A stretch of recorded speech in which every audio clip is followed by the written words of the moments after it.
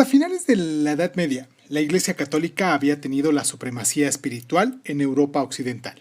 Es cierto que se habían producido estallidos de herejía, como el catarismo en el sur de Francia a principios del siglo XIII, pero habían sido aplastados de forma eficiente y violenta. También habían existido enfrentamientos con los gobernantes seculares cuando los intereses de la Iglesia y el Estado habían entrado en conflicto, como sobre quién tenía el poder de nombrar a los obispos, o si el rey tenía derecho a exigir impuestos a los clérigos. Y para tal, hoy siendo 18 de noviembre, jueves 18 de noviembre, vamos a hablar aquí en el programa de Crónicas Lunares de la Reforma. Yo soy Irving Sun y pues, para no hacerlo más largo, comenzamos. Cierra los ojos, cierra los ojos, cierra los ojos, cierra los ojos. Si escuchas que alguien se acerca, no temas. Todo estará bien.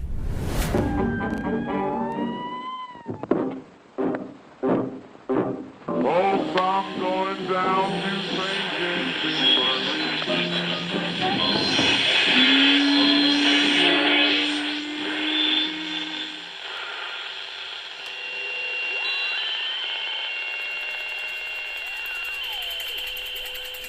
Estás escuchando Crónica Lunares, el lugar donde entra por tus oídos. Bienvenido. La Iglesia había sufrido periodos de laxitud y de abusos en sus filas, pero en líneas generales había conseguido reformarse, por ejemplo, con la creación de nuevas órdenes monásticas más estrictas, a medida que las antiguas se volvían más ricas e indulgentes.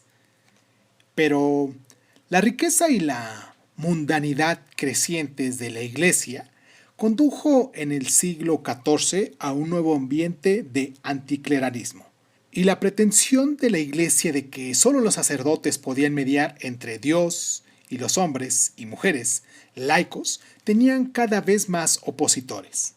Uno de estos retos contra su poder lo planteó el teólogo inglés John Wycliffe, que criticó la doctrina de la transubstanciación, la creencia de que el pan y el vino en la Eucaristía se convierten literalmente en el cuerpo y la sangre, e hizo hincapié en el papel de las acciones individuales frente a la mediación sacerdotal. Wycliffe también supervisó la primera traducción de la Biblia al inglés. Hasta entonces, la Biblia solo había estado disponible en latín, de manera que sus enseñanzas quedaban ocultas para la mayor parte del pueblo, que estaba obligado a confiar en lo que les enseñaban los clérigos. Las ideas de Wycliffe influyeron en el reformador bohemio, checo, Jan Hus, que fue quemado en la hoguera en el año 1415 al negarse a retractarse de sus ideas. Sin embargo, sus seguidores en Bohemia lo consideraron un héroe nacional y rechazaron con éxito una cruzada enviada para aplastarlos. Vamos a hacer nuestra primera pausa aquí en el programa de La Reforma, como la tenemos estipulada el día de hoy, para recordarles nuestras plataformas donde nos pueden dejar sus mensajitos, donde nos pueden dejar ahí todas sus inquietudes, o en determinado momento también donde nos pueden sugerir algunos temas de los cuales podamos hablar aquí en el programa, en las diferentes días del programa que tenemos. Recuerden que hoy es Historia del Mundo, pero pues los demás días tenemos temas también diferentes. Es una paleta de colores que pudiéramos tener en nuestra semana, un semanario, por decirlo de algún modo, en el cual tenemos diferentes temas, y si tú eres de los que apenas nos estás escuchando, pues te recomiendo que te des una vuelta a los demás días que tenemos también para que pues escojas tu favorito, y del mismo modo pues nos dejes también tus comentarios. En Facebook como Crónicas Lunares de Sun, del mismo modo en YouTube como Crónicas Lunares de Sun, en Instagram como crónicalunares.sun, y nos puedes mandar un correo a la dirección crónicalunares.sun@hotmail.com, y yo con mucho gusto voy a contestar todos y cada uno de ellos. Vamos a hacer la pausa para continuar con nuestro programa y regresamos.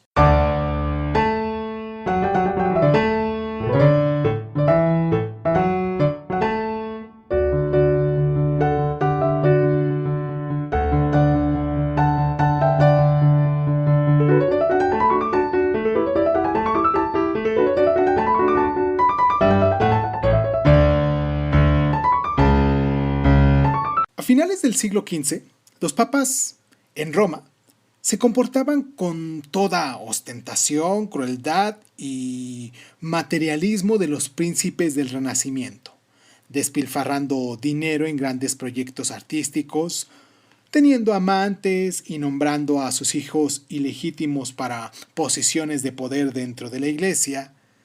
Y para financiar estas extravagancias, vendían los altos oficios eclesiásticos y animaban la práctica de ventas de indulgencia, garantizando la remisión de los pecados para aquellos que se confesasen, a condición de pagar por el privilegio, claro. Esta práctica causaba un rechazo especial en Alemania, donde uno de sus principales defensores era Johann Telsen, que según un contemporáneo decía que perdonaría a un hombre aunque hubiese dormido con su propia madre. Estos abusos fueron criticados por los eruditas humanistas como Erasmo.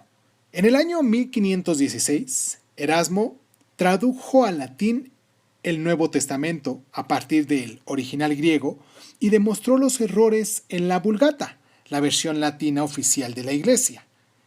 Este regreso al texto original de la Biblia también mostró la disparidad entre la austeridad de la Iglesia primitiva y el lujo y la corrupción de la institución en la época de Erasmo. Erasmo, en contra de la práctica de la Iglesia, también quería la Biblia traducida a las lenguas vernáculas de manera que cualquiera pudiera comprender la palabra de Dios. Vamos a hacer nuestra pausa para recordarles nuestras plataformas donde nos pueden escuchar, aparte de la que tú ya nos estás escuchando aquí. Pero tenemos la plataforma de Anchor, o estamos en la plataforma de Anchor, de Breaker, de Google Podcast, de Apple Podcast, de Overcast, de Radio Republic, de Spotify, de TuneIn, de SoundCloud. Y también nos puedes dejar un mensajito, nos puedes arrobar en nuestra página de Twitter, en Twitter, como @isum.g1. Y pues vamos a hacer la pausa porque hoy tenemos mensajitos, tenemos algunos saluditos a la gente de Perú y quiero nombrar las ciudades donde nos escuchan. Vamos a hacer la pausa y regresamos con el luteranismo.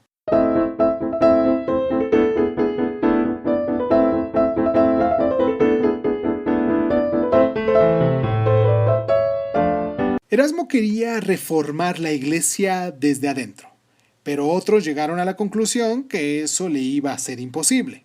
En Alemania, un monje agustino y sacerdote llamado Martín Lutero también quería que el texto de la Biblia estuviera a disposición de todo el mundo, no solo de los que leían latín, y por eso tradujo el Nuevo Testamento al alemán.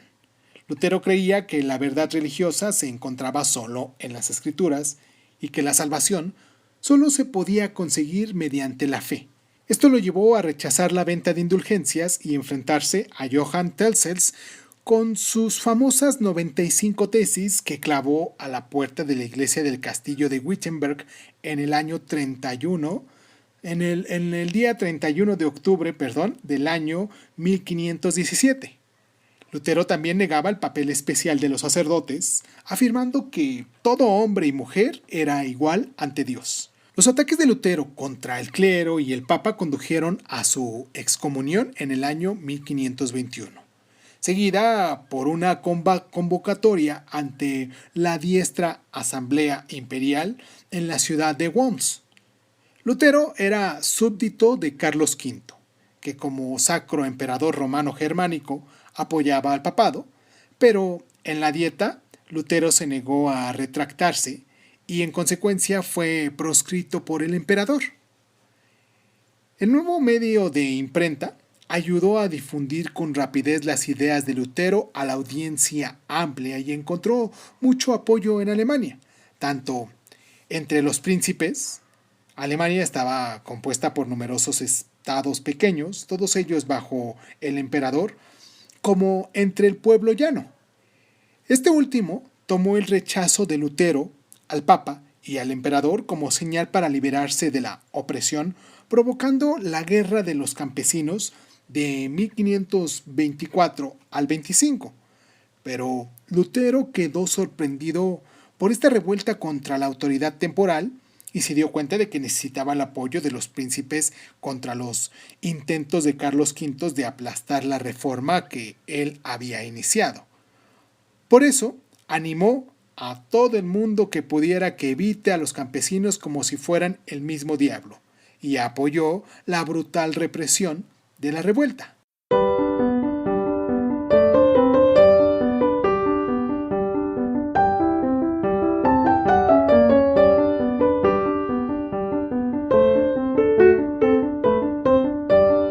Con la Confesión de Habsburgo de 1530, que resumía el credo básico del luteranismo, la ruptura con Roma resultó definitiva. Se desencadenaron una serie de guerras de región en Alemania que terminaron con la paz de Augsburgo en el año 1555, mediante la cual se acordó que cada príncipe tendría el derecho a determinar la fe de sus súbditos. Para entonces Suecia y Dinamarca también habían adoptado el luteranismo, y la cismática Iglesia de Inglaterra, cuya cabeza era el monarca, también asumía elementos luteranos. En todas partes, el Estado se aprovechó de la confiscación de las propiedades de la Iglesia y se fortaleció con el control de los nombramientos eclesiásticos. El luteranismo no era la única opción de la religión reformada. La alternativa más significativa, el calvinismo, derivaba de las enseñanzas del teólogo francés Juan Calvino. Calvino enseñaba que la salvación estaba predestinada. No importaba lo que uno hiciese en su vida, solo los elegidos de Dios se salvarían. Al mismo tiempo, Calvino exigió a las autoridades que supervisasen estrechamente la moralidad de los miembros de la Iglesia, dando a sus enseñanzas un giro austero y teocrático. Se establecieron iglesias calvinistas en Ginebra, Francia, los Países Bajos y Escocia, y más tarde en Nueva Inglaterra. Como en Alemania, los reformadores se encontraron a menudo con la oposición violenta, en especial cuando la Iglesia Católica empezó el proceso conocido como Contrarreforma, del cual hablaremos la próxima semana. Les invito también a que nos escuchen los días martes, que hemos estado tocando estos temas de las diferentes religiones a partir del cisma, del movimiento que se hizo de la fragmentación del cristianismo, hablando de esto del calvinismo y el luteranismo, en nuestro programa del martes, que hace un par de semanas que tocamos estos temas. Los invito a que nos escuchen los días martes y pues vamos a hacer esta última pausa para terminar nuestro programa y pues darle paso a lo que viene.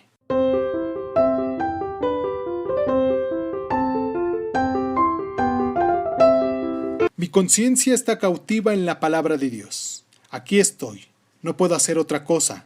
Que Dios me ayude. Amén.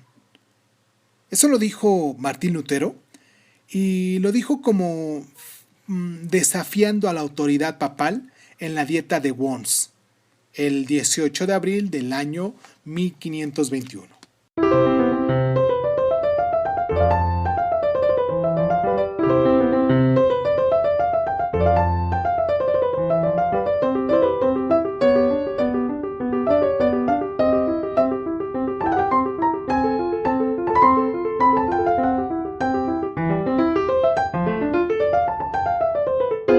La palabra protestantismo deriva de la protesta presentada por una minoría de delegados en la Dieta de Espira, una asamblea convocada por el emperador Carlos V en abril del año 1529. La protesta era contra una resolución que llamaba a terminar con las innovaciones en religión. En otras palabras, las enseñanzas de los reformadores como Lutero.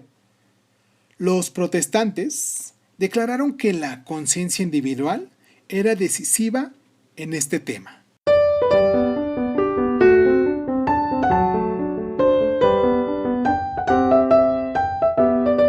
Un hombre con Dios siempre tiene la mayoría. Lo dijo John Knox, fue un reformador escocés y se encontró esto en la inscripción de un monumento de la Reforma en Ginebra.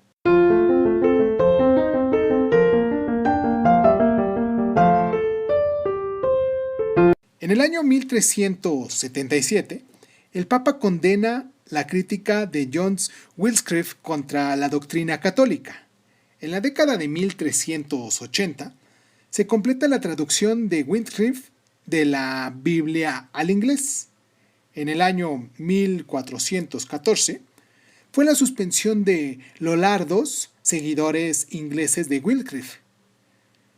En el año 1415, Jan Hus es quemado en la hoguera por sus críticas contra la Iglesia. En el 1517, Lutero inicia la reforma con sus 95 tesis contra las indulgencias. En 1520, Ulrico Zwingli inicia la reforma en Suiza. En el 1521, Lutero es excomulgado y después proscrito en la Dieta de Worms. Del año 1524 al 25 fue la Guerra de los Campesinos en Alemania. En el año 1527, Suecia adopta el luteranismo. En el año 1530, la Confesión de Habsburgo establece una iglesia luterana separada. En el año 1533, Enrique VIII rompe con Roma y se convierte en cabeza suprema de la Iglesia de Inglaterra. En el 1536, Juan Calvino esboza su teología reformada en la obra Institución de la Religión Cristiana.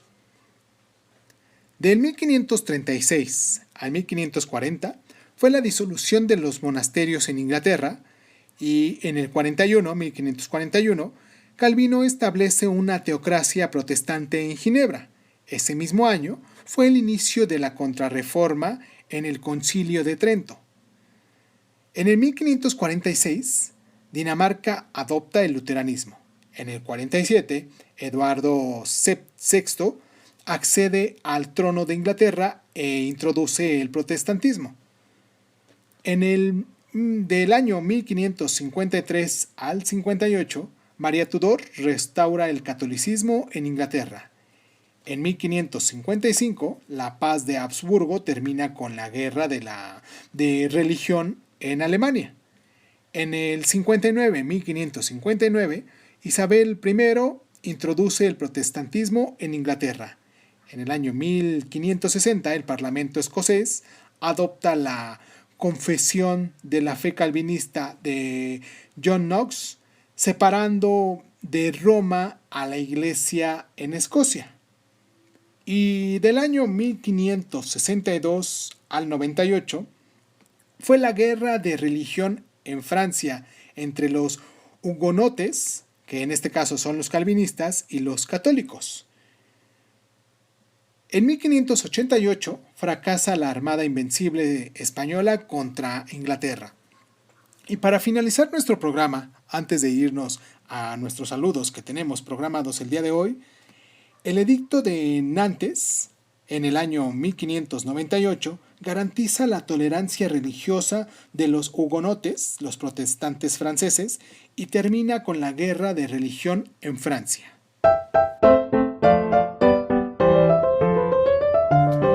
Y ya que estamos en esto, quiero mandarles un abrazo, como les decía al principio, a la gente de Alemania que nos escucha también, en Renania del Norte, en Westfalia, en el estado de Berlín, ahí en la capital, en la ciudad capital de Alemania, en Berlín, en Hesse, en Baden-Württemberg, en Gorintia, en Brandenburgo, en la Baja Sajonia y en la ciudad-estado de Bremen.